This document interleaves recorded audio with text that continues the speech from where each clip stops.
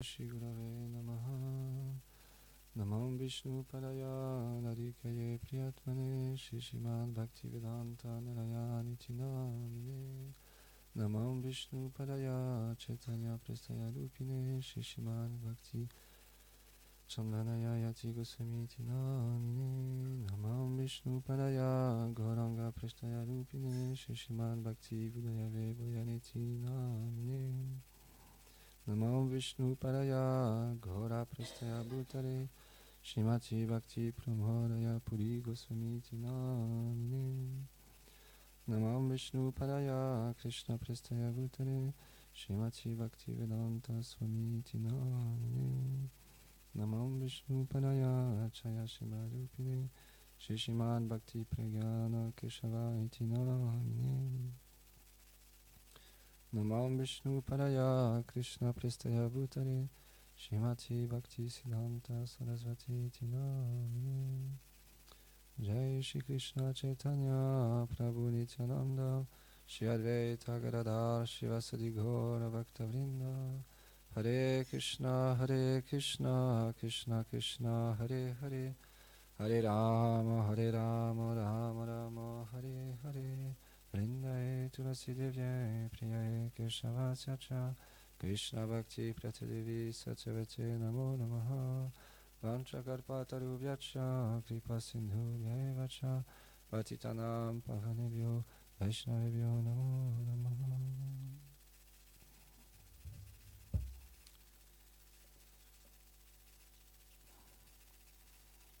Donc c'est le chapitre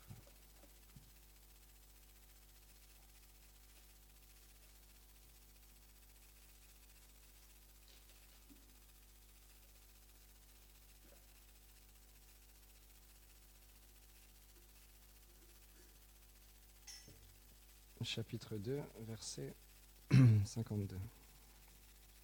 Le Srimad Bhagavad Gita. Yadate moha kalilam bhudir vyachitat rishyati tada gantachi nirvadam shrodavyasya shutasya cham. Quand ton intelligence aura traversé la dense forêt de l'illusion, tout ce que tu auras entendu et tout ce qui te restera à entendre te laissera indifférent. Commentaire. Sridhar Swami explique qu'avec un désir sincère, on peut se demander « Quand vais-je atteindre le monde spirituel ?» C'est une question importante qui apparaît dans l'être lorsqu'il sort avec succès du labyrinthe illusoire qu'est l'existence matérielle. Mais cette réalisation n'est pas facile. Shri Bhaktivedanta Narayana Swami explique que le mot Nirvedam signifie que les âmes conditionnées sont attachées à ce monde à cause de leur identification avec le corps. Telle est la cause première de l'existence matérielle. Tant que cet attachement matériel demeure, l'âme conditionnée ne peut atteindre la pure connaissance. Elle ne peut pas non plus devenir détachée du monde matériel et atteindre le monde spirituel. Le mot Nirvedam veut également dire devenir détaché du monde matériel à travers la pratique du Nishkama Karma Yoga, l'action désintéressée offerte au Seigneur. On devient graduellement libre de la fausse conception que le corps et l'âme sont le soi. Alors, on atteint le Nirvedam, le renoncement à toutes les sortes d'activités dont on a déjà entendu parler et dont on entendra parler. Le désir d'entendre parler des choses temporaires ou de se renseigner sur elles cesse quand l'intelligence spirituelle se manifeste en l'être par la grâce de Sri Krishna. On ressent alors que ces activités ne sont pas dignes d'être poursuivies. Par contre, un désir accru se manifeste pour entendre et chanter ses gloires. On trouve pour cela dans les portions des Védas, qui sont au-delà des influences des trois modes de la nature matérielle, de nombreux exemples de grands dévots qui, s'étant engagés dans le pur service de dévotion, abandonnèrent les pratiques rituelles des Védas.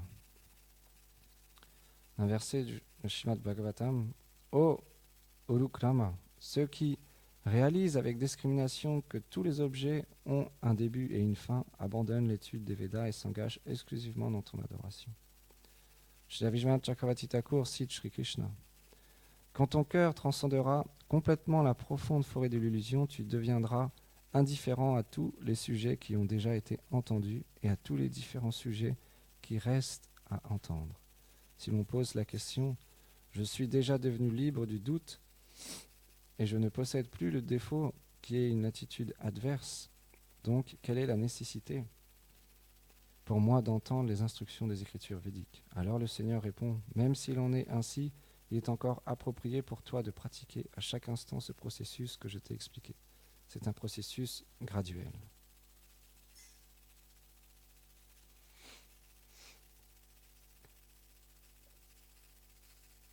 Les Vaishnavas, ils sont experts à nous faire comprendre justement cette nature de ce monde. Hier, par exemple, Bhakti Chandan Yati Maharaj expliquait cet exemple que tous les ans, on voit de temps en temps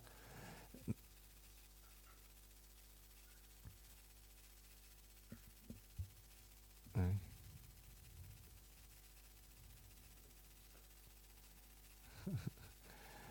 C'est pas évident parce que dans ce monde, rien n'est stable. Une chose, on remplit des feuilles une année, et l'autre année, c'est complètement différent. Tout est instable. Tout ce qu'on entreprend, comme explique ici le commentaire, c'est un début et une fin. Tout dans ce monde est temporaire. Et les Vaishnavas, ils sont experts à nous le rappeler. Hier, par exemple, Yati Maharaj, il expliquait, à travers la maladie, on voit nos frères ou nos sœurs tomber malades et nous, on se dit « Ah, cette année, je vais échapper à la maladie. » On pense ça, j'ai pensé ça il y a une semaine, je me suis dit « Ah, je voyais Rassamani tomber malade et d'autres. » Et je me suis dit « Ah, cette année, je vais peut-être pas tomber malade. » Et hier, la maladie est venue. Alors Govinda Maharaj, il explique, c'est comme quand on va dans un désert. Dans un désert, au milieu d'un désert, la seule chose qu'on cherche, c'est de l'eau. On cherche de l'eau. Et on médite sur ça. Où c'est que je vais trouver de l'eau? Où c'est que je vais trouver de l'eau? Et à un moment donné, on aperçoit, on appelle ça un oasis. Et on commence à courir pour arriver près du petit étang et boire l'eau. On s'aperçoit que c'était un mirage. De la même manière, les sadhus nous expliquent l'illusion de ce monde qui nous fait croire qu'il y a telle chose qui va nous apporter un bonheur et on court après cette chose. On fait tellement d'efforts pour obtenir cette chose et une fois qu'on l'obtient, c'est expliqué, le bonheur est tellement infime comparé au bonheur éternel, à la joie transcendantale qu'on expérimente à être en association avec les sadhus et à écouter les gloires de Krishna et à pratiquer la sadhana. Parce que véritablement, c'est ce qui nourrit notre âme, c'est ce qui nourrit notre cœur. Cet amour-là est tangible, parce qu'il est lié avec l'éternité. Et donc les sadhus, ils nous parlent de comment engager les choses pour le plaisir du Seigneur. À travers le Nishkama Karma Yoga, on engage l'action. Et on fait tellement de services. Suivant nos capacités, nos talents, le maître spirituel, il nous engage. Et c'est notre bonne fortune. Comme expliquait hier Bhakti Chandan Yati Maharaj, de recevoir les instructions d'un maître spirituel, de vivre dans le lieu qui lui est très cher, le temple, la maison du Seigneur. C'est une grande fortune. Et on peut même aller étudier ou peindre, ou faire tellement de choses sous la guidance du maître spirituel.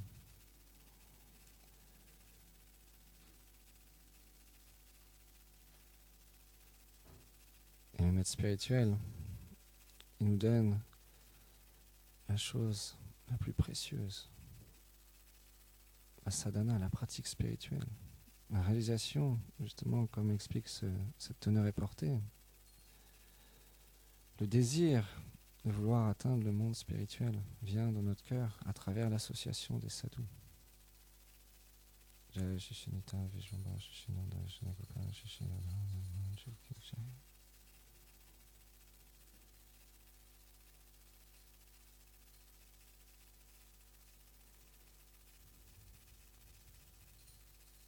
Et le Vaishnav, le maître spirituel,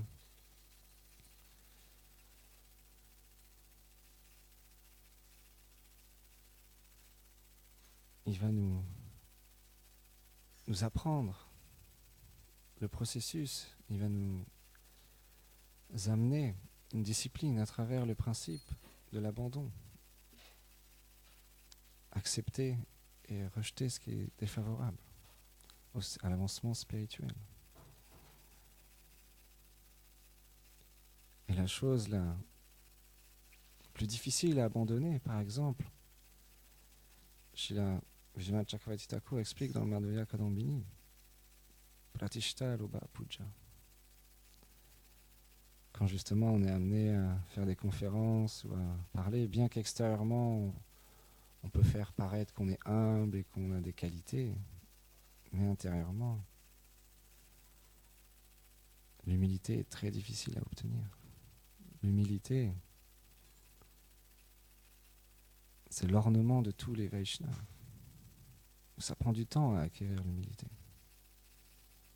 Naturellement, quand on est un jeune dévot, comme moi, naturellement, il y a subtilement, il y a ce désir de position, de bien apprécier les compliments que nous font les dévots.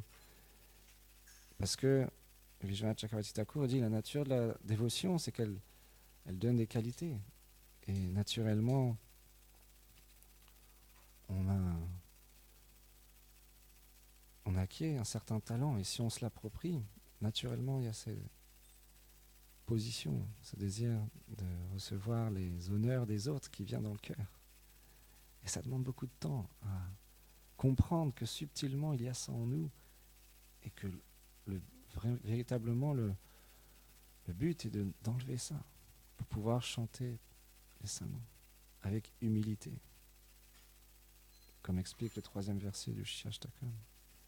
Comme Krishnadas Kaviraj Goswami explique que ce verset, il faut le mettre autour de son cou et l'avoir toujours avec nous.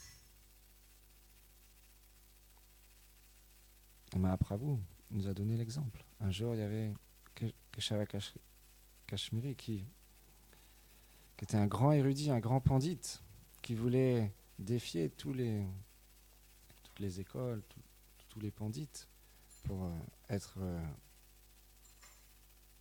honoré comme le plus grand, le plus fameux, le plus puissant. Et il avait envoyé une lettre à Nadia, à Navadvip. Et donc différents pandits se sont réunis et ils se demandaient quoi faire. Acharyadev, il explique.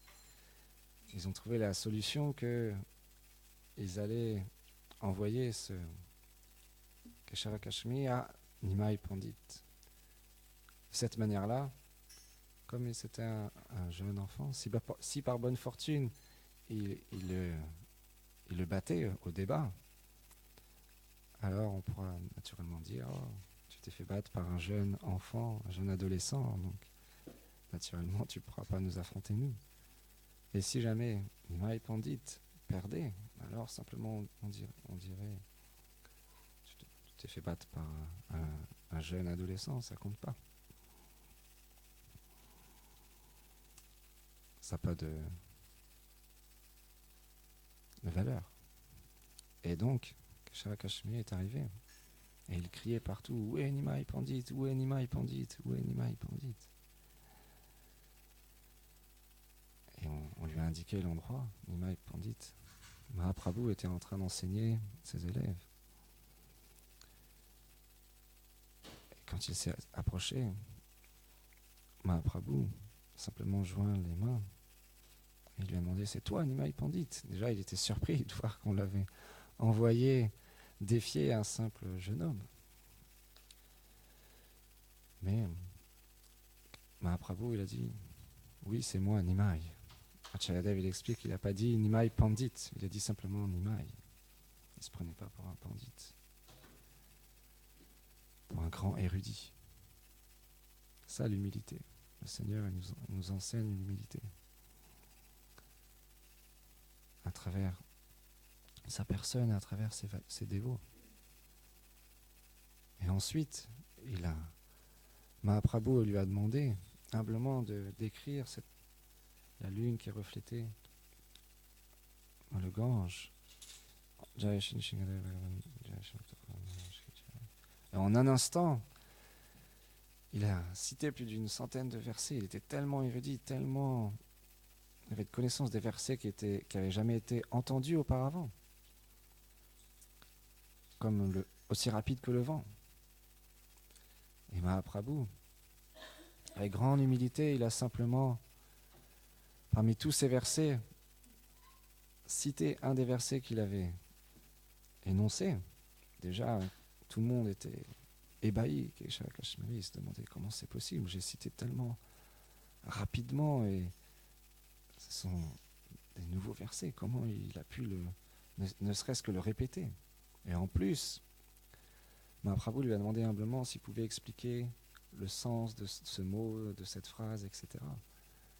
Il n'a pas dit « Regarde la faute que tu as fait ici », parce qu'il y avait des erreurs dans ce verset. Mahaprabhu ne lui a pas dit avec arrogance « Regarde, tu t'es trompé. Tu prétends être un érudit, mais regarde, le verset que tu as cité n'est pas correct. » Il a simplement dit « S'il te plaît, développe, explique le sens de ce verset. »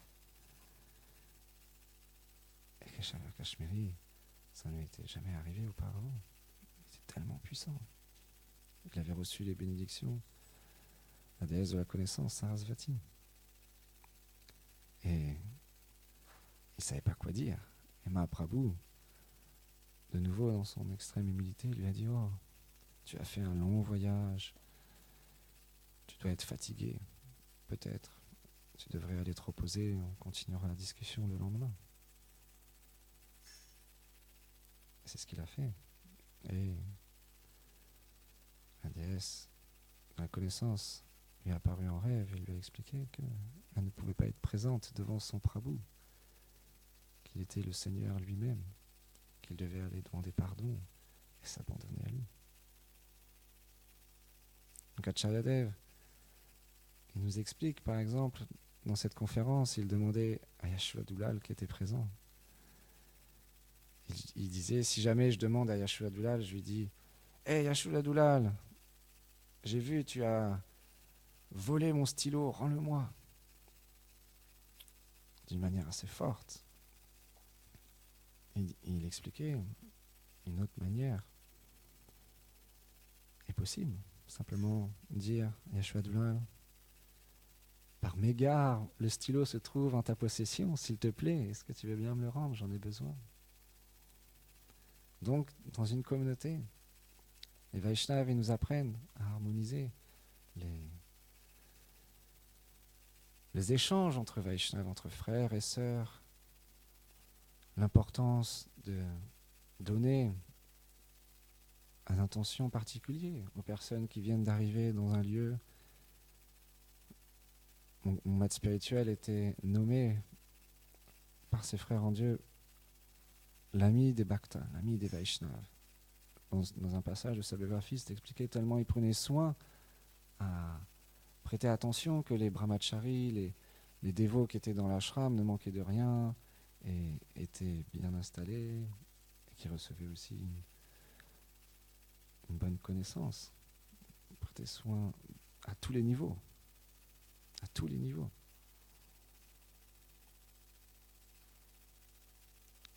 De la même manière, on suit dans les traces des Vaishnavas et avoir cet échange entre dévots est très important. De se respecter, d'avoir de douces paroles les uns envers les autres pour demander les choses, pour demander de faire un service, pour poser des questions. C'est l'étiquette que nous enseigne Acharyadev, Gurudev et tout notre parampara. Mahaprabhu lui-même. Il avait un tel amour pour ses dévots. Et graduellement, plus on est associé avec de tels Vaishnavas qui ont cette étiquette, plus on désire délaisser ce côté de vouloir une position, de vouloir écraser les autres, et pour se glorifier soi-même finalement. On désire retrouver notre véritable position, qui est Jive Swaruparo Krishna Nityadas, un serviteur. Serviteur des dévots, serviteur du maître spirituel, serviteur de nos déités.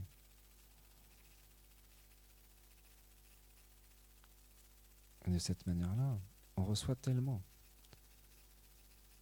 Quand on suit l'instruction du maître spirituel, quand on écoute le harikata de lui, et quand après, entre dévots, on est engagé ensemble. Il y a ce divertissement qu'on a déjà expliqué. Pour finir, un jour, dans un ashram, il y avait un sadhu avec ses disciples. Et ils avaient reçu en donation une pierre précieuse qui avait beaucoup de valeur. Et le maître spirituel avait donné à ses disciples de se réunir et de trouver ensemble quelle était la meilleure façon de l'utiliser. Et chacun disait « Ah, il faudrait faire ça, il faudrait faire ci, il faudrait le vendre, il faudrait faire un bijou, non, il faudrait faire un bracelet, etc. etc. » Mais ils n'arrivaient pas à trouver un terrain d'entente et ça prenait du temps, ça prenait du temps. Et le maître spirituel, dans sa miséricorde, il leur a, à travers un exemple, il leur a dit « Allez tous chercher un bout de bois, un morceau de bois dans la forêt et revenez. » Donc ils sont tous revenus. Et il a expliqué, avec juste un seul morceau de bois, on peut facilement le casser. Mais si je prends tous vos morceaux de bois, je les noue ensemble,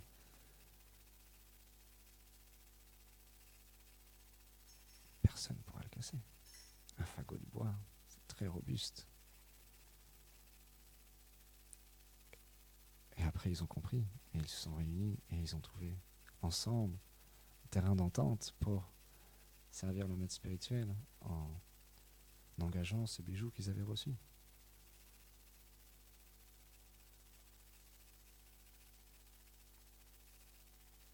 On ne sait pas qui est qui, non plus.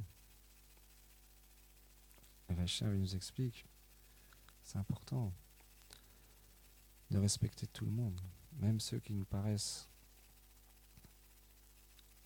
moins érudits ou moins efficaces dans leur service, etc., etc. Parce que un jour, il y avait une réunion, une assemblée, où une personne est engagée à parler sur les gloires du Bhagavatam. Et tous les soirs, à Vrindavan, les personnes venaient à Vrajbasi, et un d'entre eux était habillé d'une manière très pauvre, très sale, avec des trous dans ses vêtements, et il sentait mauvais, avec des dreadlocks. Naturellement, quand il est arrivé dans la salle, tout le monde s'écartait. Mais un jour, le conférencier, il a vu sortir du temple de Shiva cette personne et il voulait en savoir un peu plus parce qu'il venait tous les soirs écouter.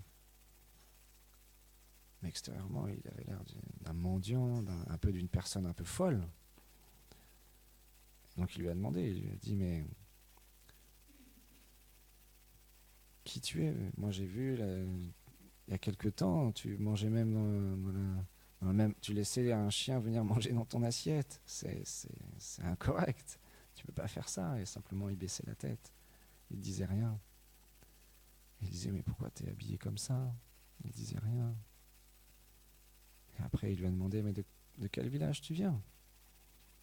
Il lui a dit « Oh, je viens de tel village. » C'était un village très renommé où il y avait beaucoup de brahmanas,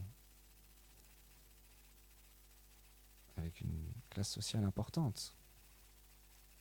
Il lui a demandé « De quelle famille tu viens ?» Il lui a dit « Oh, je viens de telle famille. » C'était encore de nouveau une famille très connue pour être de grands brahmanas. Il a dit « Mais t'as fait des études ?» « Oui, j'ai fait telle étude, telle étude. » Il a dit « Mais pourquoi tu es dans cette situation comme un mendiant, comme une personne un peu idiote.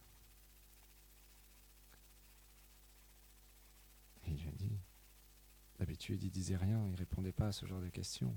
Simplement il passait son chemin. Par l'arrangement du Seigneur, il a dit en fait, si je n'agis pas comme ça, je ne vois pas le Seigneur. Et là, le pandit, il a dit, ah, quelle manière tu vois le Seigneur? Vaishnav, il explique dans sa conférence, il y a différents degrés, comme Narada Muni, voir le Seigneur juste un instant, ou voir le Seigneur quotidiennement ou par intermittence. Et il a dit, oh, je vois le Seigneur comme je te vois. Je m'assois à côté de lui et je parle avec lui. Et c'est ce qu'il y a de plus élevé. Et ce Vaishnava, il expliquait ce point pour dénoncer un petit peu cette tendance qu'on peut avoir à accueillir d'une manière assez importante une personne qui est extérieurement riche ou avec plein d'opulence, et un peu délaisser une personne pauvre qui a un aspect externe un peu négligé et même très très pauvre. Bhaktivedanta Swami Prabhupada, il donnait sa miséricorde à tout le monde. Les hippies, à l'époque, c'était des personnes extérieurement qui avaient beaucoup d'attraits physiques qui pourraient ne pas les laisser rentrer même dans le temple. Certains étaient même sous LSD quand ils rentraient dans le temple. Et comme on nous a partagé, Gurudev, il disait, oh, donnez-leur du prashad.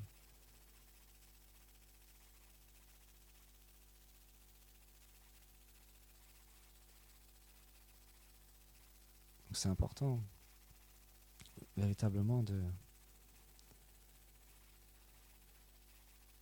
développer ces qualités d'appréciation de tous les êtres et de respect, bon respect. C'est ce que nous enseigne notre Acharya de nombreuses fois. C'est pour ça qu'on en parle souvent. Gurudev, il expliquait ça là. Quand on lui a posé une question, il a dit, bah oui, les sujets spirituels, on les répète, parce que c'est vrai, ce monde matériel fait qu'on oublie les choses et on se fait avoir par les influences quand on n'est pas fixe, quand on n'a pas de réalisation spirituelle. Alors, par moments, de nouveau, il peut y avoir l'envie qui revient, il peut y avoir la concupiscence qui revient, il peut y avoir le mental qui revient, il peut y avoir la colère qui revient, tellement de choses qui reviennent nous chercher.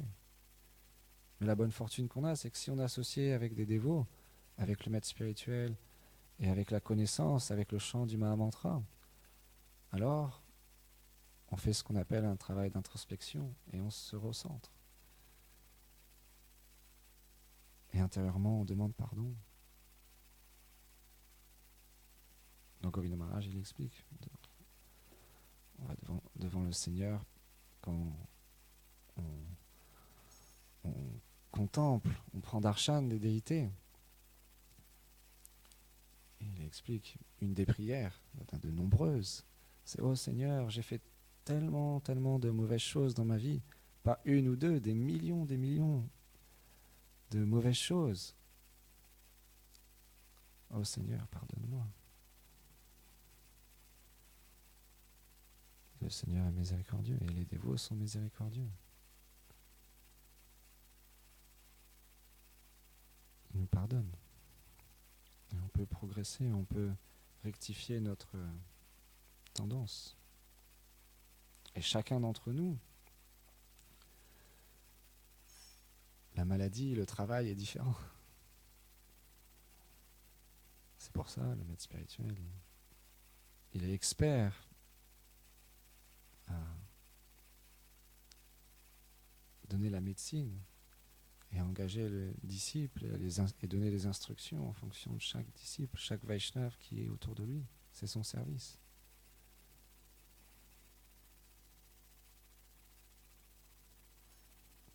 On va s'arrêter là. Jai Shishinitai Vijoma Shinoda Shnagapa